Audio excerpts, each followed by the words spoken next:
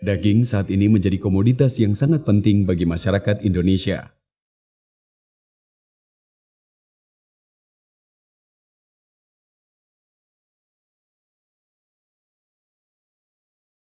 Berbagai makanan olahan yang dikonsumsi masyarakat Indonesia rata-rata menggunakan daging sebagai bahan bakunya.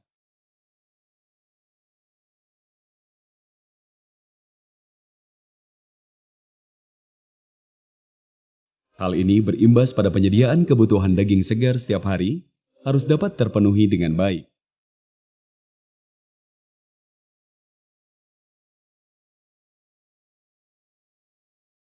Setiap tahun kebutuhan daging nasional rata-rata sebesar 600.000 ton daging segar, atau setara dengan 4 juta ekor sapi yang dipenuhi dari dalam negeri maupun impor.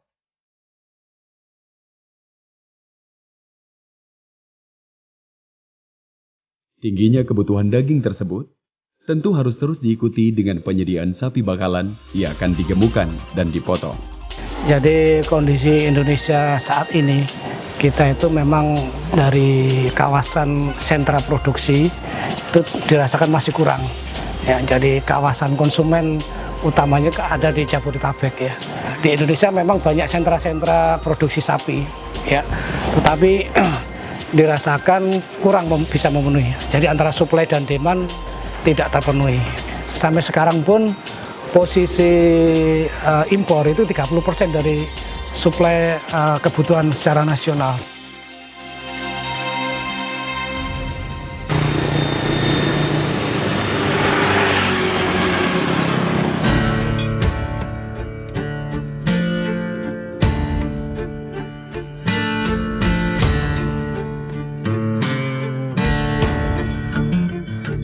Penggemukan sapi bakalan di kalangan peternak sering terkendala oleh ketersediaan pakan hijauan yang tidak dapat tersedia sepanjang waktu.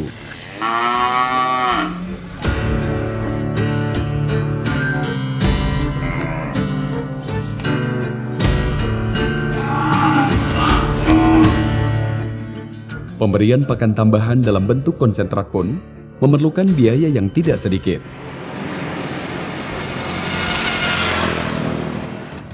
Sehingga perlu upaya penciptaan ransum pakan yang lebih murah, namun tetap mampu memenuhi kebutuhan nutrisi ternak.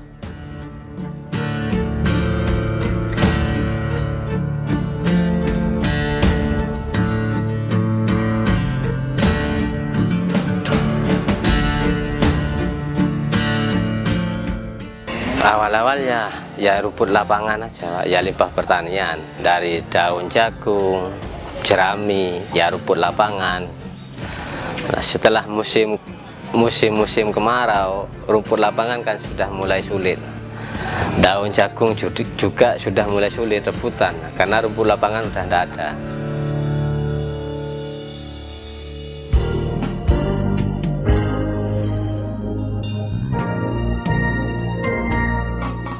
Badan Litbang Pertanian melalui Loka Penelitian Sapi Potong telah mengembangkan teknologi pembuatan ransum pakan sapi bakalan dengan memanfaatkan berbagai limbah pertanian yang banyak tersedia di masyarakat seperti tepung gaplek, kulit kopi, tumpi jagung, tetes gula, dan lain-lain.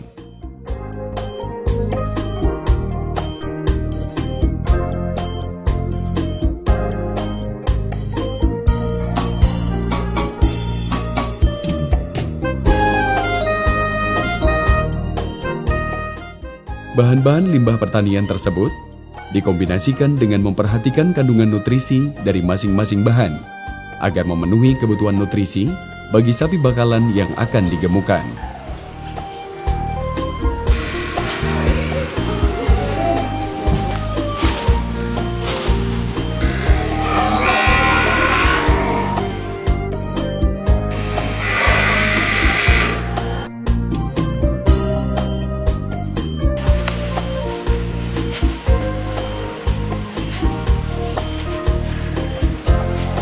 Kita bergerak di inovasi teknologi, maka kita menciptakan usaha-usaha yang bersifat efisiensi.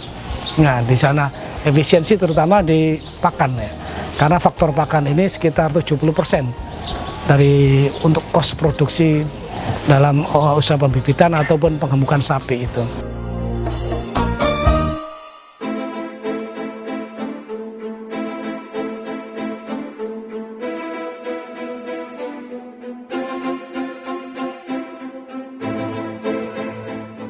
Proses pembuatan ransum pakan murah untuk sapi bakalan ini sangat mudah. Kita siapkan terlebih dahulu bahan-bahan limbah pertanian sesuai dengan takaran masing-masing.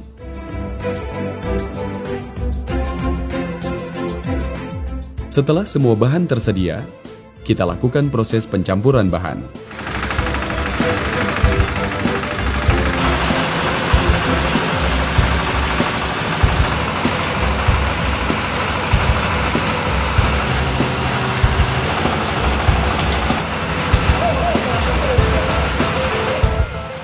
Pencampuran bahan ransum pakan dapat dilakukan dengan menggunakan mesin mixer atau secara manual.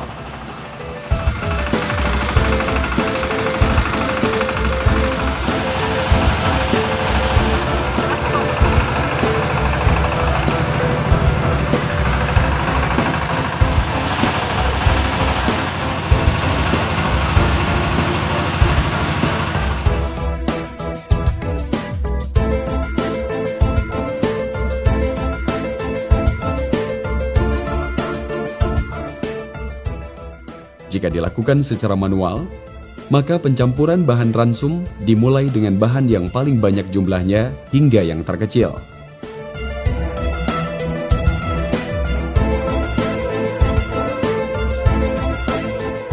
Hal ini dilakukan agar bahan ransum dapat tercampur dengan baik dan rata.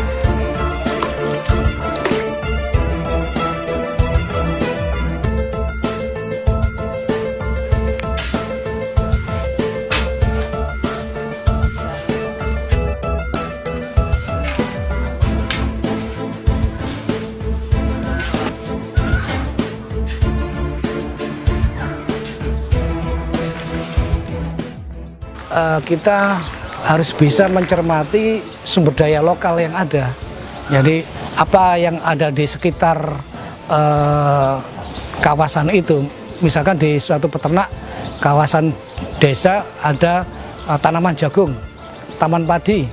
Selama ini kan padi itu jarang dimanfaatkan ya. Jeraminya dibakar. Padahal ini salah satu sumber bahan organik untuk si sapi. Nah, inilah teknologi-teknologi yang kita kemas sedemikian rupa supaya bisa applicable di masyarakat dan harganya murah ya.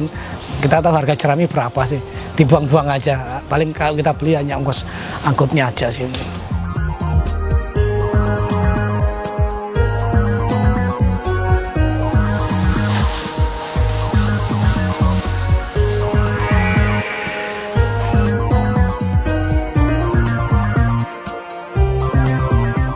Ransum pakan murah ini diberikan ke ternak sehari 2 kali pada pagi dan sore hari selama 6 bulan.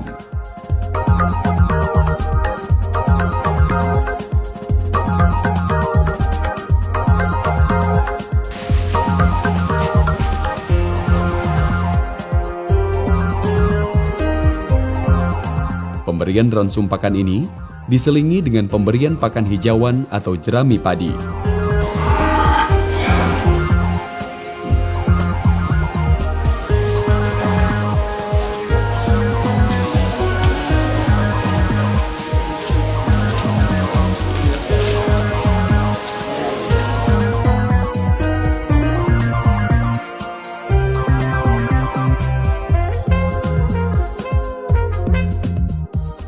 Pada awal pemberian ransum pakan murah ini, biasanya ternak perlu waktu beberapa hari untuk beradaptasi dan memakan ransum pakan tersebut. Awal-awal pakai konsentrat tuh enggak mau memang. Tapi katanya dinas, sapi itu asalkan minum, kalau cuma enggak makan 1 hari, enggak apa-apa, enggak mungkin mati gitu. Jadi kita memang harus tega dulu. Ya ada yang 3 hari mau, ada yang sampai 1 minggu ada. Jadi dari sana memang bak makan tuh steril, Pak. Enggak ada makanan lain selain konsentrat. Karena saya rasa kalau dia udah lapar, mau enggak mau adanya memang itu. Ya kalau memang merasa lapar ya dimakan itu adanya gitu. Jadi kalau masih tetap ada rumput lapangan, ya ada konsentrat, saya rasa yang dimakan tetap lapangan kalau awal-awal. Jadi makanan itu kita sterilkan, kita bersihkan, ya dikasih konsentrat itu. Pemberian ransum pakan murah ini secara rutin sangat berpengaruh dalam meningkatkan bobot ternak per hari.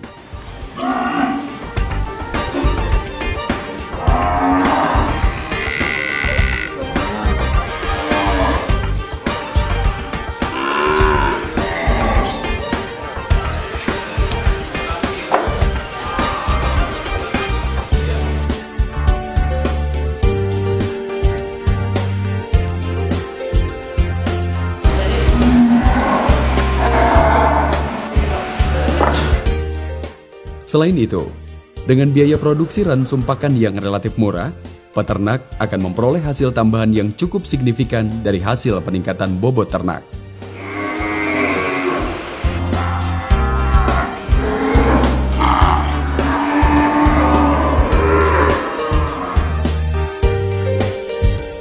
Keuntungannya memang jauh daripada sekedar pakai rumput lapangan.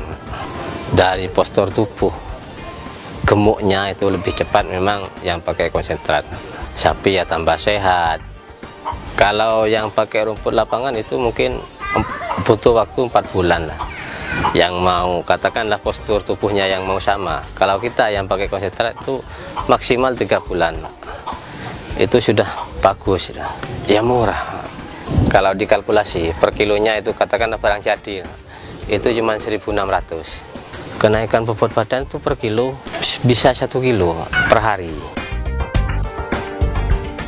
Kita tahu bahwa formulasi pakan itu paling tidak ada 2 unsur yang harus dipenuhi, yakni sebagai sumber energi, satunya sebagai sumber protein. Nah, kalau 2 ini sudah ada, ya tinggal kita meramunya, bagaimana kita meraciknya dengan sumber bahan pakan yang ada di sana. Contohnya begini, kalau ada sumber protein, ya misalkan di suatu kawasan ada tanaman kopi, perkebunan kopi ya. Sementara ini kita belum tahu bahwasanya kopi itu bisa dipakai untuk pakan ternak. Ya. Padahal kalau kita teliti, kita informasikan bahwa kopi itu sebagai sumber serat juga dan juga ada sumber proteinnya walaupun sedikit. Nah, inilah kemampuan dari peternak itu supaya bisa melihat istilahnya bahan pakan yang ada di sekelilingnya.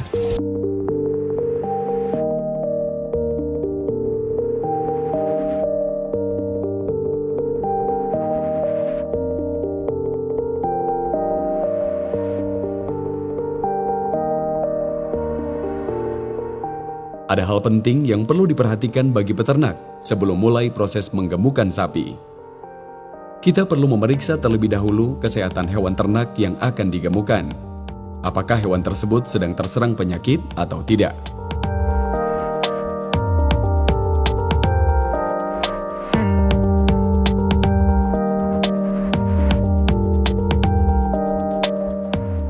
Jika sedang terserang penyakit, maka kita harus mengobati terlebih dahulu sampai sembuh.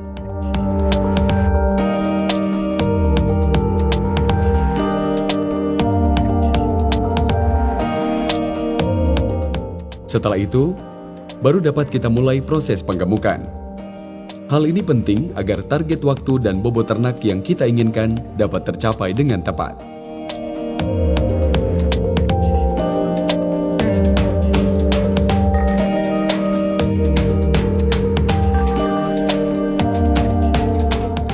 Untungnya masih banyak, kita masih ya untung banyak, terus capek enggak seberapa. Ya sebenarnya capek tapi enggak seberapa, daripada kita tiap hari cari rumput lapangan mau kemana kalau pas musim-musim kemarau.